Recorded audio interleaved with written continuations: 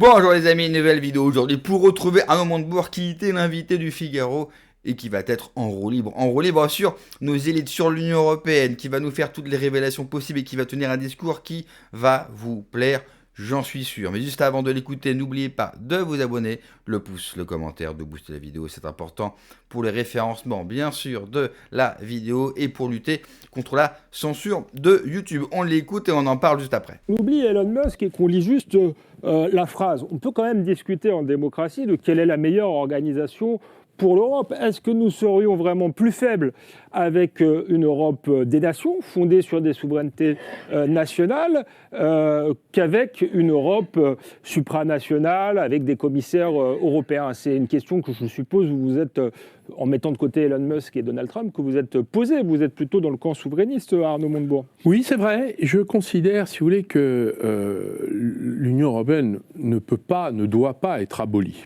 Elle doit être transformée en profondeur. Cette Europe-là ne marche pas. Ne marche pas parce que nous sommes vassalisés. Nous sommes une colonie numérique des États-Unis d'Amérique.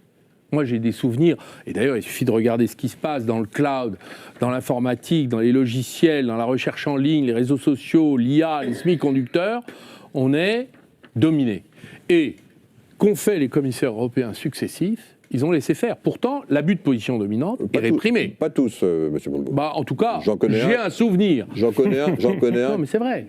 C'est vrai, mais le résultat global, c'est que nous sommes comme ça. C'est vrai, j'ai démissionné de prix. Vous avez raison. Cher ami, nous sommes comme ça. Nous sommes les vassaux industriels de la Chine et les vassaux numériques des États-Unis. Donc, qui a produit ce résultat-là?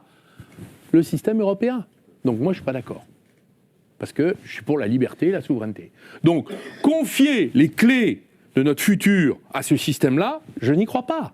Je ne dis pas qu'il faut l'abolir. Je dis, je ne suis pas convaincu. Et c'est une des raisons pour lesquelles, depuis 20 ans, je ne marche plus. J'ai voté Maastricht, c'était mon dernier vote positif. Comme citoyen, je n'étais pas parlementaire à l'époque, j'étais jeune citoyen, je commençais à voter, etc. Et puis après, je me suis retrouvé au Parlement. Mais au Parlement, je n'ai pas marché dans tout ça. Je n'y arrivais pas. Et j'ai voté non au référendum. Et pourtant, on m'a vendu Lisbonne derrière. On me l'a fait gober. Bon, je suis comme tout le monde. Cette affaire-là n'est pas traitée. Je suis pour une Europe qui mette la pression sur l'extérieur et qui diminue la pression sur les citoyens européens de l'intérieur. C'est-à-dire limiter. Et c'était l'esprit de ce que disait Giscard d'Estaing dans le traité constitutionnel, enfin la Convention pour l'avenir de l'Europe en 2004, je crois. Il disait, la subsidiarité, c'est un mot barbare pour dire tout ce que les États peuvent faire, ils doivent le faire, et l'Europe ne s'occupe que du nécessaire et pas du superflu.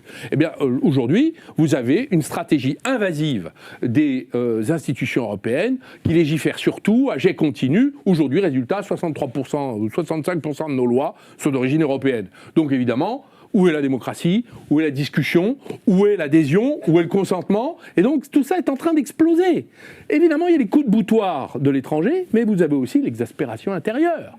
Et moi, j'en fais partie. Donc, qu'est-ce que vous me proposez? Je suis vassalisé dans un système qui ne me donne pas le droit de choisir. Je préfère l'être, comme disait finalement Étienne de la Boétie dans ce magnifique discours sur la servitude volontaire. Il dit la servitude volontaire, c'est juste une question d'habitude. On est habitué d'avoir les États-Unis qui nous serrent le kiki et les Chinois qui nous vendent leurs produits. Bon, très bien. Et donc on va finir pauvres et enchaînés. C'est ça le sujet. Donc comment on fait pour sortir de ça? Tous ces énards qui ont voulu faire fortune dans le privé parce qu'ils se sentaient un peu polars à côté de ceux qui gagnaient de l'argent dans le privé, et ils sont passés en quelque sorte à l'ouest. Et là, ça a été la fête. Et on s'est retrouvé avec tous nos fleurons vendus, selon l'idéologie du banquier d'affaires, le cœur de métier. Ah, on découpe. Alors, ils ont découpé en rondelles. Alors, ça a commencé avec la CGE. À la CGE, il y a eu Alcatel d'un côté, Alstom. Alcatel, ça a été Turru qui a dit la France sans usine, très bien, il a gagné, puisque Alcatel n'existe plus. Et donc, il n'y a plus d'usine. Voilà, ça, ni usine, ni entreprise, ni même recherche, ni rien. Alstom, j'ai suffisamment donné. Et ça s'est terminé avec une explosion politique à la fin et mon départ sur la vente par François Hollande, son secrétaire général adjoint, qui était M. Macron, aux Américains, de la branche énergétique, Tout ça pour 10 ans plus tard le racheter, piteusement, beaucoup plus cher qu'on ne l'avait vendu. Ce qui montre bien qu'il y a un défaut stratégique. Mais ça, c'était toujours les banquiers d'affaires. Hein, on découpe, on vend, et puis on prend des coms au passage. Hein, voilà, parce que c'est quand même ça l'histoire. Donc sociologiquement, il y a un sujet par rapport à notre élite. J'aime beaucoup Arnaud Montebourg, même si son récit et même si son coup de gueule quelque part sur le plateau du Figaro est incomplet. Il nous parle de l'Union européenne, évidemment que l'Union européenne est un frein à la puissance et à la souveraineté des nations.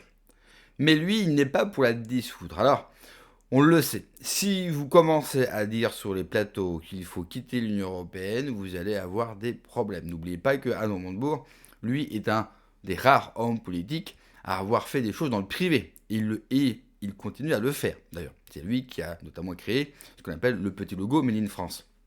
Et lui, c'est un entrepreneur. Il a des entreprises en France, où il fait notamment travailler le terroir, où il vante justement le terroir français. Donc on peut estimer que s'il commence à dire qu'il faut quitter l'Union européenne et qu'il tient ce discours avec la notoriété qu'il a, il peut non seulement avoir des problèmes, politiquement parlant, même s'il n'est plus en politique, mais surtout avec ses entreprises, on sait comment le système et l'État peut venir vous mettre une telle pression pour vous faire abandonner. Mais je sais que cela va morfondre beaucoup de souverainistes qui attendent, bien sûr, le fameux mot prononcé Frexit. Et ils étaient contents quand Philippe de Villiers l'a prononcé sur CNews en direct. Mais ne boudons pas non plus notre plaisir. Pourquoi ? Parce que nos leaders souverainistes ne sont pas des grandes figures médiatiques. Arnaud Montebourg l'est. Philippe de Villiers l'est. Et on a besoin comme ça de relais médiatiques plus importants que les nôtres pour pouvoir passer notre message. Car franchement, le français moyen qui écoute ça, lui, il entend un gars qui vous dit, en gros, l'Europe est meurtrier pour notre pays, et plus qu'un frein, c'est emmerdant. Puis dans le même temps, il vous dit, bon, il ne faut pas la dissoudre. Le français moyen, il comprend que l'Europe est un problème, point barre. Il comprend ça. Son raisonnement ne va pas aller plus loin. Car je pense que beaucoup de gens ont compris que l'Europe, vous n'allez pas la refaire de l'intérieur. Même si je sais que la droite ou que la droite identitaire vous le vendent comme ça.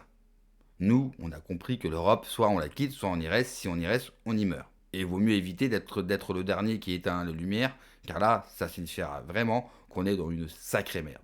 Donc moi, je vais quand même prendre ce discours-là comme quelque chose de bénéfique. Surtout dans un temps où on commence à avoir des personnalités, je me répète, comme Philippe Duvalier, qui vous parle de l'Union européenne, qui critique envers l'Union européenne, qui prononce le mot Frexit. Maintenant, ce que j'aimerais, c'est que quelqu'un comme Arnaud Montebourg prenne contact avec nous. Ça serait pas mal d'avoir un Montebourg, De Villiers, Philippot. Là, ça commencerait à avoir de la gueule. Là, on pourrait se dire, pourquoi pas faire quelque chose ? Être élu président ? Non, faut être honnête. Mais faire quelque chose. Faire un score suffisamment important et honorable pour qu'on puisse installer, bien sûr, une dynamique. Alors oui, j'oublie pas certaines prises de position d'Arnaud Montebourg, notamment sur le métissage, sur le multiculturalisme, sur l'immigration, qui m'ont chagriné, avec lesquels, évidemment, je ne suis pas d'accord.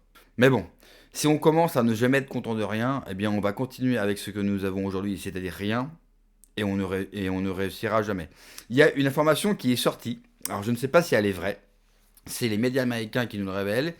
Donald Trump veut pousser et aider des pays européens à sortir de l'Union européenne.